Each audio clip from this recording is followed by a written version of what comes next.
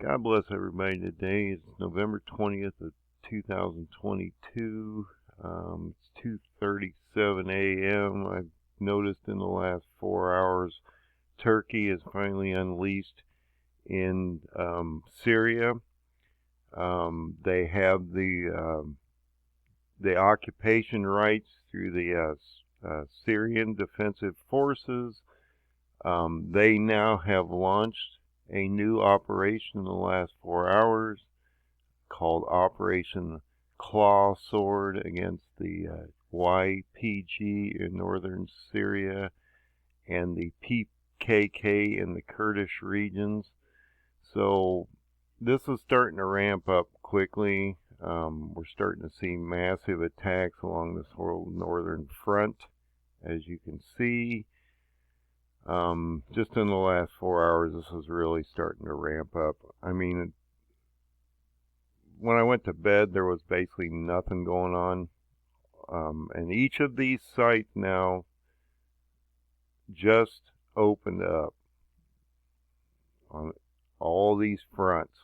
And so, and I said this in the dream that I had and the things I've seen, that they would unleash these fronts on both sides, that this would collapse down, and that we would see, we would see this whole thing collapse down. Now that Turkey has the rights to Syria, they can occupy this, okay? This is an invasion at this point, okay? They're going to invade. They're going to unleash their air force, or their air might, against these people. And as these different problems are going off in Iran, the Kurds have, we're in I can't imagine being the Kurds over here right now. They're being driven out of Turkey. They're being driven out of Syria. They're being driven out of Iraq. They're going to be shoved down around Baghdad and Shush, Iran, as Daniel 8 tells us. And once these groups get, as they start to attack, these people are going to start moving across the border here. There's 10 million people along this western region of Iran. Iran's in a mess with all these different protests and stuff going off about that Kurdish woman they killed for not wearing her headscarf. And so this is starting to unleash. But now Turkey is in the process of just hammering the Kurds on multiple levels here. And this is going to break down quickly. We got a green zone over here in Erbil. I keep talking about if Erbil falls here, in this area right here, this is the regional capital of the Kurdistan people. If they collapse, if this falls, this would collapse, and then they'd all go southeast because they can't go anywhere else, okay? So this is starting to really break down quickly. And now the Erdogan finally has unleashed, and he said he was going to. Once he did, he'd take this to the extreme, and he's going to take it to the extreme because he's got a collapsing lira. He's got inflation of 85%. He's got an election cycle in June of 23. He wants to rebuild the Neo-Ottoman Empire, the new Ottoman Empire, by the end of 23. On my paradigm, if you go in here and you look at how this is going to happen, and maybe I'm wrong, but it sure seems like it's starting to play out here, that Turkey would occupy Syria, and through these artillery attacks and invasion, they would collapse the Kurds down to Baghdad, to Shush, and once this group of people get down to the Ulai River in the Elam province of Shush, Iran, we would see Turkey destroy both these nations. And the Kurds somehow here have to be forced somehow, as Iran's sort of going against them, Iran's sort of going against the Kurds here, but they're going to have to capitulate here real soon. And Turkey's not going to capitulate against the Kurds. He's going to drive them this way, okay? And once they get down into this area, the prophecy of Daniel 8 says that once the Kurds join, somehow are forced to align with Iran, we would see Turkey cross both these nations. And you're going to watch this happen. Based on the paradigm that I've been talking about and that date stamp of Daniel 10, 4 and 13, verse 4 and 13, it talks about a 21-day war coming up. That potentially the first month of the 24th day of this next year would be the potential attack on this country, and that would last 21 days. And I keep talking about this date between January 24th of 23 and February 14th of 23, which is Valentine's Day, this is a 21-day gap, and that Turkey would go against Iran for 21 days, and then God would send literally Michael, the archangel Michael, against this nation and destroy it in a matter of days. That's how fast this is going to happen. This isn't going to be a long, elongated war. And once he destroys this nation of Iran and absorbs it into this new neo-Ottoman nightmare that's coming up, they're going to go then against Egypt and Saudi Arabia. And they have a problem here, because once they do this and they destroy Iran or take this country over, they're going to have to come this way. And to get to Egypt, based on prophecy, they have a problem. They have to go through Jordan or Israel. Somehow, they have to drive through the tip of this area to get over here, okay? That's what the Bible's been telling us. And then Daniel 8 morphs into, because once Iran is destroyed, Daniel 8 would then morph into Ezekiel 38 and 39. Erdogan would then form 10 full nations, drive to Egypt, then he gets pulled back by the hook. He leaves a sixth of his armies behind, and they come up to between the two seas, this sea and this sea, before they go into Israel. By the end of 23, October of 23. So understand that this is starting to happen quickly, and that if you're not prepping to get ready, you're not putting oil in your lamp to get ready for this potential war that's coming up, then you're not going to be ready. You got a railroad strike coming up on potentially December 9th, which would shut down a third of the country. You've got a diesel shortage here. You're starting to run out of time to prepare and get ready for this, and it's going to hit you like a freight train, and you're just not going to be ready if you're not getting ready now. Now, I'm not trying to panic you here, but, based on my calculations, you have 65 days from today before this potential attack on Iran. And we can sit here and watch the next 65 days, and hopefully it won't happen, or maybe it is a biblical thing and it really is going to happen based on the paradigm that God's given us to show us the roadmap for the next 5 years. But maybe I'm wrong, or maybe I'm right, or this could just be really bad as the world just disintegrates in front of us, and we now see a new war front heading down into the Middle East. So you have multiple more war fronts going on right now. This is going to get insane, and God told us this was going to happen. So we don't need to just concentrate on, understanding the Lord is in control here, but this is going to get insane. You've got Ukraine up here and Russia going at it. And that's why I said you got multiple war fronts. You got Ukraine and Russia going at it. You got China potentially going against Taiwan and Japan. You got North Korea and South Korea here potentially going at it. You always got to watch India and Pakistan.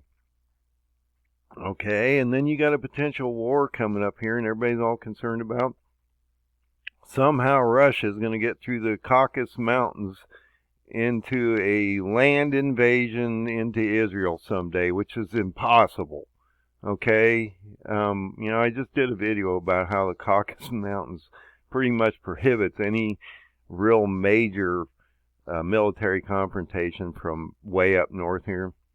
And so we need to watch Turkey, and you need to realize that we're going to see a destruction from Iran, from Turkey, and that's then going to end up in Egypt and then back in Israel in the next year, is going to get really insane. And there's going to be more fronts breaking out. But the one you really need to watch, and I've been talking about this for years, and no one else is talking about Daniel 8. It's amazing. If you go out and Google this, no one's talking about this. So I'm going to run over to my paradigm real quick. I'll show you where we are, and then we'll see how this plays out in the next 65 days based on what my paradigm's telling me. So if you go to my website at endofdaysurvival.com, it's a free site. I sell nothing on here but information. Hopefully somebody's paying attention. And you run down this page, you go to this 4th PDF file, and you click on this file. It will take you to my paradigm chart, or my timeline for the next 5 years. It brings up this chart. Now, I just added these new dates here about this thing I found in Daniel 10, verse 4 and 13 that indicated there was a date stamp here that indicated January 24th of 2023. There'd be a 21-day attack on Israel, and that would end in February 14th of 23. So let's go blow this up, and we'll look at that real quick. So if you go into the paradigm, I've added these two dates because I found them in Daniel 10, okay? I hadn't seen them or equated them to this date, and I just found this. I just put a video together within the last week or two about this. That January 24th of 2023, we would see attack, that Iran would be attacked by Turkey for 21 days, and we would see basically Daniel 8 complete with the destruction of Iran and the Kurds. They would fall as nations, and then that would then morph into an Ezekiel 38-39 scenario as 10 nations start to form and head towards Egypt. Okay? And that by the end of October, based on my paradigm, based on these verses. Now look, I give verses to all these things, except for, it's an Ottoman nightmare and a few things here. All these have verses. We're going to start to see that locust famine hit Israel this spring, okay, if I'm right. Because he always attacks by plagues and famine and disease first. And then we'll see Gog hit Joel 2. This is Joel 1. Joel 2 is going to smack him in the face, and Israel's going to be attacked by Gog.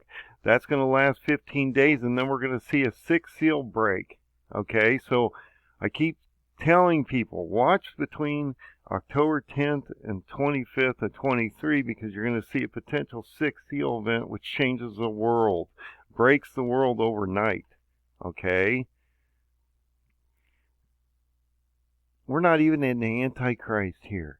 When you get into these first 4 trumpets, we lose 1/3 of the world through trumpets, trumpet devastations. Which I keep saying is 1/3 of the world that's going to be devastated is the communist regions. So I'm not worried about the communists before long, because this has nothing to do with communism. This is a Jew, Christian, Muslim prophecy that God's fulfilling here. And you need to realize that Russia is not the main catalyst. It's Erdogan of Turkey. And that if you go back out on this paradigm, you'll realize I've been talking about him forever. How Erdogan invaded on October 9th of 2019, which is on Yom Kippur, which is on my birthday of all things, and that we saw the shofar blast that warned Israel that the king of the north was going to come against them back in September of 2020, and that we were going to start the 2300 days and mornings, mornings and nights, and June 30th, and that this is ramped up. And just after Erdogan was released here, we saw the code come out at the end of 2020, the beginning of 2020. The beginning of 2020, we saw that very first day we had a global pandemic on our hands. And since then, it's just gotten worse.